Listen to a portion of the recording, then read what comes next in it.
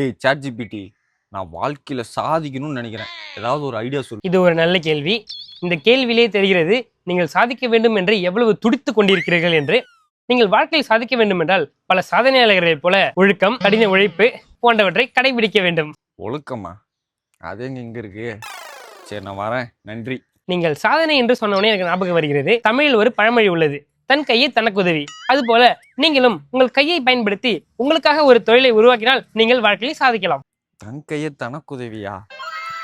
அதெல்லாம் வேணாம், நான் பாத்துக்கிறேன். முடிவுரையாக நாமக்கல் கவிஞர் கூறியதை போல கைத்தொழில் ஒன்றை கற்றுக்கொள், கவலை உனக்கில்லை, ஒத்துக்கொள் என்பதற்கு ஏற்ப நீங்கள் உங்களுக்கு ஏற்ற ஒரு கைத்தொழிலை கற்றுக்கொண்டால் உங்கள் சாதனை இந்த உலக அளவில் போற்றப்படும். இதெல்லாம் நான் கேட்கவே இல்லையடா. எதுக்குடா சொல்லிட்டு இருக்க?